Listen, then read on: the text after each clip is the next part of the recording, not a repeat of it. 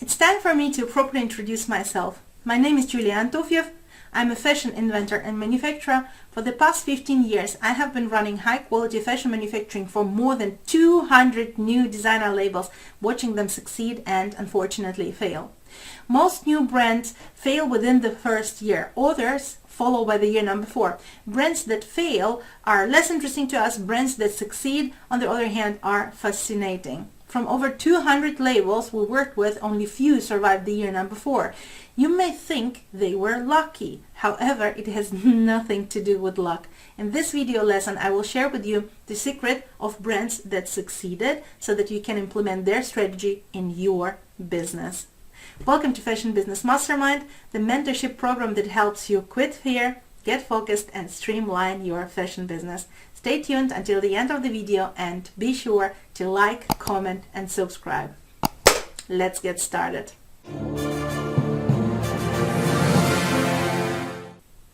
For the past 15 years, I've been running high-quality fashion manufacturing for more than 200 new designer labels, watching them belong to one of the 4 groups: lazy cats, crazy cats, walking dead, and cats that are fed. Let me explain what those 4 groups are all about. Group number 1, lazy cats, open their business and close it down in a matter of 3 to 12 months. 95% of new labels follow this scenario. The reasons of closing down are mostly lack of commitment by business owners and cash flow deficiency. Group number 2, crazy cats, have tremendous commitment. They're crazy in the best sense of this word. Their hard work and commitment are rewarded with moments of major breakthrough, such as winning grants in designer competitions, being allowed to expose in the most prestigious fashion trade shows such as Trenoy, fashion boutiques interested in their collections. It looks like they are succeeding. That's up to the year number 4. Unfortunately, by the year number 4, crazy cats burned through their capital and closed down, all burned out and deeply in debt. Reason: chronic cash flow deficiency. 2% of labels follow this scenario. If a crazy cat does not close down by the year number 4, it turns into the group number 3, walking dead. There are 2 types of walking dead. The first type are business owners who have an on and off commitment. For some time they are very committed, followed by periods of total lack of commitment. This group continues struggling years in, year out, beyond the 4-year period without any major breakthrough. This group also suffers from chronic cash flow deficiency, with one important difference. All walking dead have a life partner who is taking care of their primary needs for security, food, and shelter. 2% of labels follow the walking dead scenario. The second type of walking dead are the crazy cats who failed by the year number 4 but managed to continue carrying a large debt. They have exhausted their capital resources, no further loans are being approved. What makes it possible for them to continue? Tremendous commitment and a life partner who is taking care of their primary needs for security, food, and shelter. Now they are developing only 1 small collection in 2 years instead of 2 full annual collections, without expensive trade shows, fashion weeks, showroom services, PR agencies, and own store spaces. They mostly restrict their distribution channel to an online store, trying to achieve new results by following heavily trimmed down, but in essence, the very same strategies that made them fail. It seems they are walking, but in essence, they are dead. Group number 4, cats that are fed, the wild cats. These are the ones who made it. Wild cats succeed in a matter of 18 to 24 months from the start. Purchase a new house, get married, and give birth to a child, and then go for even more growth. 1% of labels follow this scenario. So what does it tell you? That only few do succeed? Maybe. That you want to know what does group number 4 do differently? That's a great question, and I will come back to this question later in this video lesson. Well, actually, among other things, this story tells you something very important, namely that at the end of the year number 4, we, the manufacturer, have experienced a huge crisis. At the end of the year number 4, our most promising clients, the second group, the crazy cats, closed down one after another. This was an extremely difficult situation. It was extremely painful to see label owners we have been working with for 4 years straight, labels we have put our whole soul into development of, going suicidal, going deeply burned out, incapable to continue, even stealing tons of our money out of pure desperation. It was a time of a serious crisis. I had to restructure my whole business. It was horrifying. And I remember this one dark night, me standing middle in the rice fields deep in rural China, asking my guardian angels for guidance, asking them this one question: what does group number 4, the ones who made it, do different to any other group, and how can we model it? And the answer came. The ultimate insight I've received standing middle in the rice fields and asking for guidance was the key difference between the groups 1, 2, 3 and group number 4. Where groups 1, 2 and 3 are those who closed early, went bankrupt in the year number 4 or turned into walking dead, and group 4 is the group who made it. So here it comes. All those who failed were fashion designers, and all those who made it were fashion inventors. Let it sink in.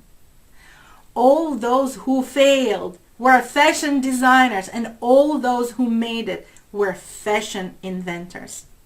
There are two key differences between fashion designers and fashion inventors. Key success factor number 1 is their mission and purpose. Fashion designers want to be famous.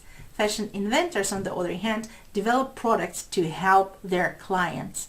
All fashion designers we worked with were in business of fashion, creating generic clothing no matter how beautiful. All fashion inventors we worked with were in the business of transformation, solving a real or imaginary pains or needs for their clients.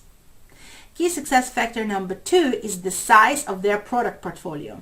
Those who failed had anything between 48 and 240 new products every year, new styles, They would create 2 collections per year, 24 to 120 new styles per collection. And those who made it, on the other hand, would run one single fashion product year in, year out, in different colors and prints, but one and the very same product. If I were you, I would be thinking right now, how can you run a fashion brand with one single product? The answer is successfully. I would venture as far as saying that even if you have been selling full garment collections for some time, if you have started out making 1 or 2 collections per year, you may become exponentially more successful by taking out top performing product from your portfolio and focusing on selling this one product only. I bet some of you are thinking that's insane. Right. This is the insane simplicity of success. Let's compare 2 business models in more depth and think about it for a quick second. The main difference between a fashion inventor and a fashion designer is focus. All activities carried out by fashion inventors are focused around one single product. Those activities are like sun rays gathered through a magnifying glass and focused on one single spot. Those rays of focus spark a cash flow fire with a tremendous speed. Fashion designers, on the other hand, are forced to spread out their attention across a large product portfolio, and therefore they fail getting sustainable results. Every fashion invention is developed around a certain well-defined and present pain or need. The purpose of a fashion invention is to solve this pain or address this need. This pain may be real or virtual, but it is there. Fashion inventions are almost like medical remedies, a belt that keeps your pants up no matter what, a super lightweight bag that fits business, sports, and kid stuff without them all being mixed up, perfect tights infused with castor oil that help you beat fatigue, have more energy in life, and turn your fitness program to success. Fashion inventions enhance our daily life experience, and therefore we will continue buying them. The marketing strategy for fashion inventions is straightforward and competition is irrelevant. Fashion designer products, on the other hand, are quite generic and therefore face a lot of competition. Fashion inventors invest one time into one single product development, packaging development, and marketing kit. Fashion designers invest into up to 240 new products every year, including development and presentation. A single fashion invention manufactured in volumes enjoy a healthy retail multiplier of 5 to 10. A fashion designer is lucky if she can triple her manufacturing price in retail. She has no economies of scale in manufacturing and is dependent on low-quality craft operators due to low order volumes. Shelf life of a fashion invention is very long and can be measured in decennia. Shelf life is the amount of time consumers see a product as fresh and continue buying. Shelf life of designer fashion is very short. It has to be presented and sold in a very narrow path of time, 2-month wholesale and 6-month retail to be precise, after which designer product expires, so to say. Fashion inventors attract loyal distribution partners placing stable monthly orders. Fashion designers are doomed to work with disloyal and moody distribution partners. Each new collection has to be sold to existing partners anew. There is no order commitment whatsoever. A fashion inventor may develop her product at any time when she feels like, no pressure. A fashion designer is bound to the very strict, pitiless fashion calendar with enormous pressure to develop and present on time. Fashion inventions require limited investment, are easy to handle once up and running, and are very understandable to investors. Designer fashion, on the other hand, requires high investment, is very stressful, short life cycle, and completely not understandable to investors. Fashion inventors tend to set up a profitable business within 2 years' time. After that, they get married, have kids, purchase homes, travel the world. The list is long. In other words, 2 years after initial setup, fashion inventors do whatever they feel like. Fashion designers tend to close down latest at the end of the year number 4 due to the chronic cash flow deficiency and total personal burnout. More often than not, they are left with a broken dream and a pile of debt. What to do then? How to succeed in the fashion business? The answer is clear. Focus.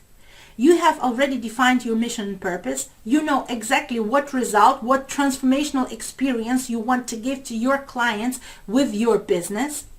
Now you may downsize your product portfolio to one product, become a fashion inventor, and you are almost done. Are you excited?